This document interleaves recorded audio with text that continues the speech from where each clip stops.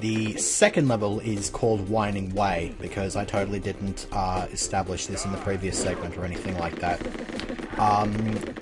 Anyways, this one's relatively linear. I mean, the previous one was as well, but it gave you a few areas to explore. This is pretty much the same mold, it just expands in size, which is why I determined that it probably wasn't a good idea to put it into this segment with the first level. The difference though being with the first level, I didn't really show off a whole lot of new content exclusive to the retail game.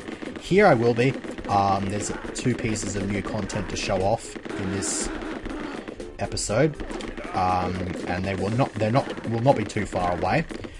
I've just got to sort of waltz around and try to find the areas that I'm looking for, and yay, more machine gun shenanigans. Now, the first thing I want to do is find a secret wall somewhere. I think it's one of these ones with the weird looking window things on.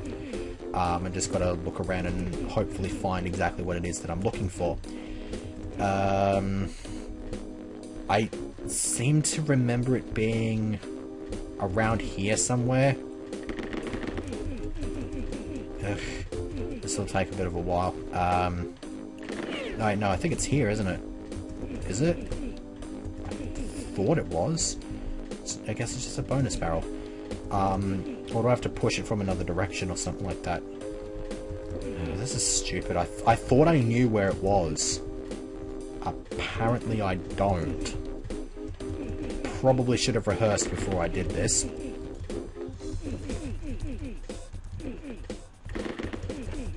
Oh, for God's sake. Alright, let's just go get the Mercury mode and have a look up here.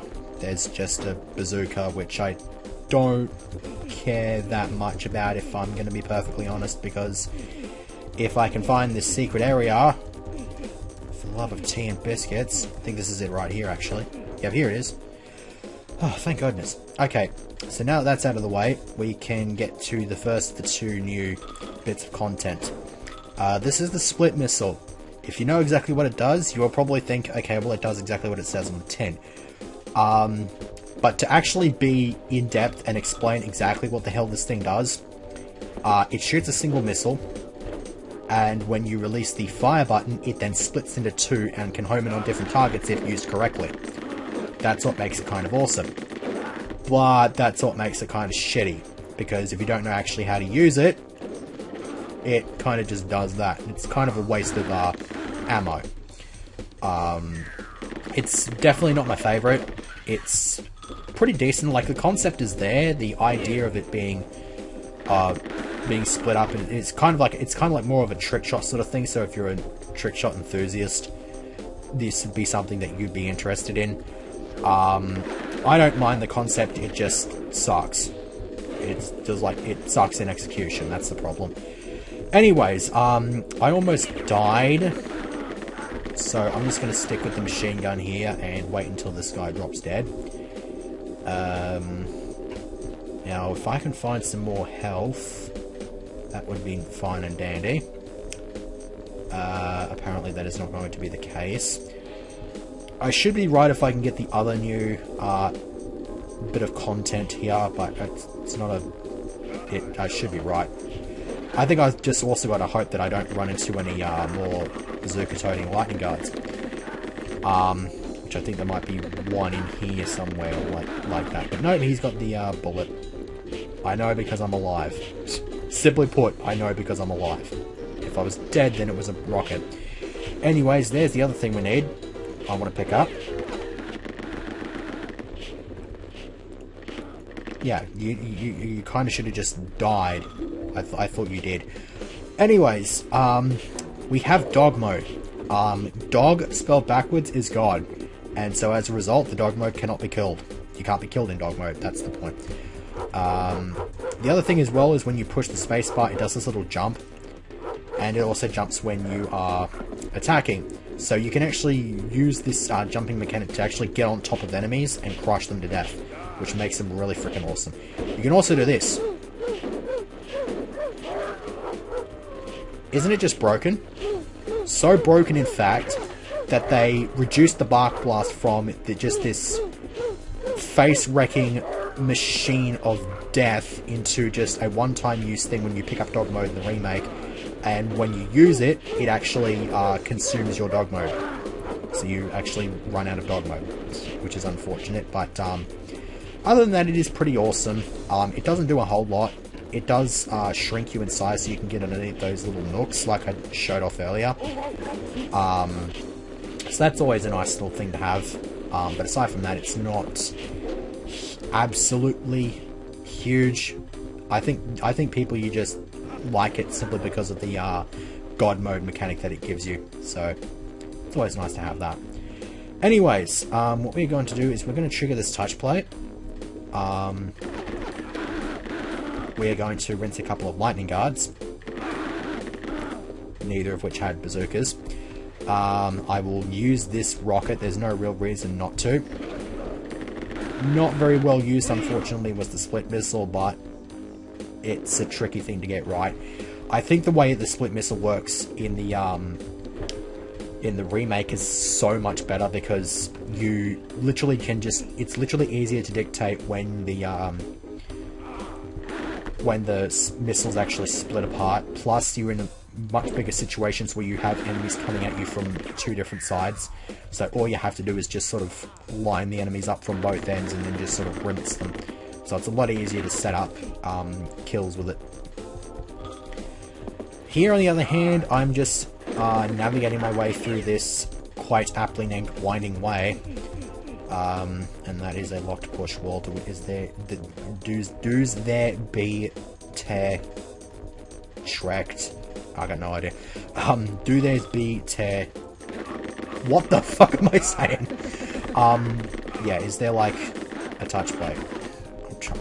I hate these moments where I can just never come up with any words to say.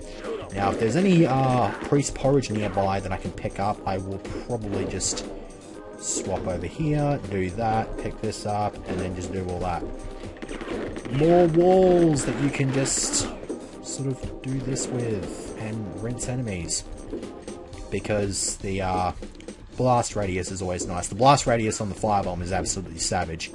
That's one of the other things that makes it really, really good, is that you can hit enemies. You can catch enemies in its blast radius from pretty decent distances away. You took way too long to die. Anyways, I'm not really going to be that stingy with the firebomb ammo here, simply because there is another one in the level and it's not too far away. Is there a secret wall in here? I keep thinking that there is, but apparently there is not.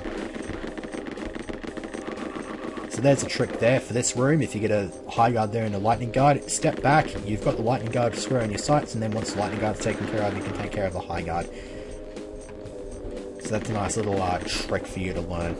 Anyways, the other firebomb is just in here, and I'll also get a bulletproof armor as well, which is really nice to have. Wait. Oh, I had one more blast left. Okay. I will take that, and I will actually head around here. I'll get rid of him because no point in using the firebomb here. There's the situation I want to use the firebomb with. The situation I want to use the firebomb with. I wish my brain worked better. My memory used to be freaking savage when I was a kid, but I guess I'm not really feeding it well enough. Probably should have just firebombed this room to get it out of the way. Anyways, this is apparently the hardest area of the level. Just because the area is a bit more wide open, so you have just a bit less hiding space. I mean, you can still use it effectively if you know how. It's not overly difficult. It's just that there's a whole bunch of enemies, and a bunch of them will shoot at you through this grating. If there are any lightning guards, it's good to shoot them through here in case they have any bazooka shells, because in that case they won't be able to hit you at all.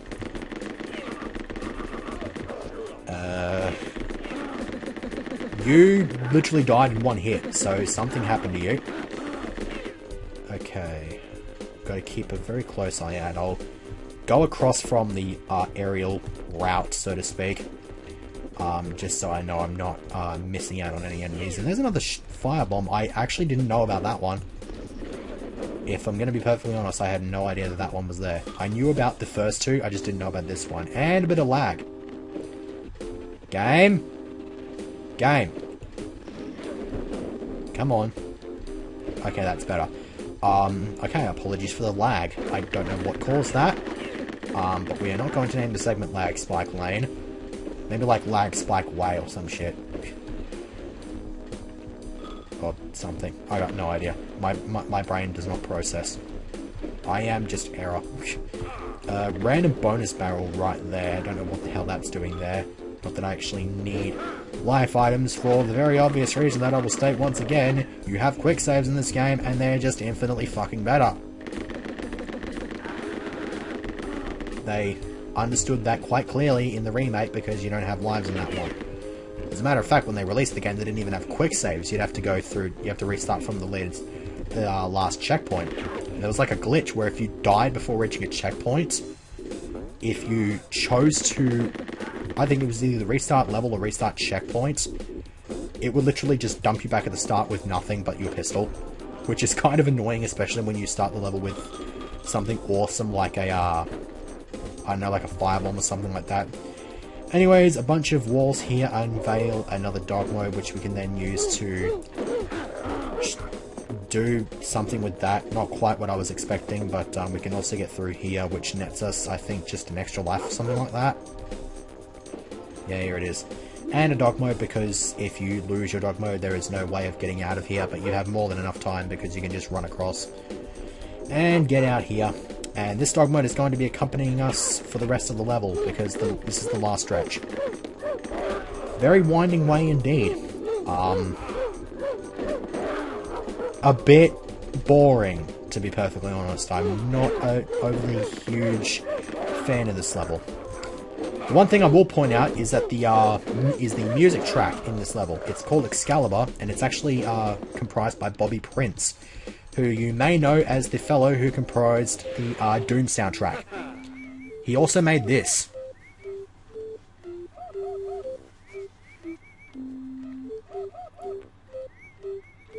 I believe the name of this track is called Here Boy, which makes sense. It's basically just whistling and dogs. This plays whenever you beat a level while you have dog mode active. Yay. So yeah, that would be about it. The next level is... Wait, what is the next level? Burned and Amazed. With the Run Like Smeg music as well. So we get to deal with this next time. So see you then.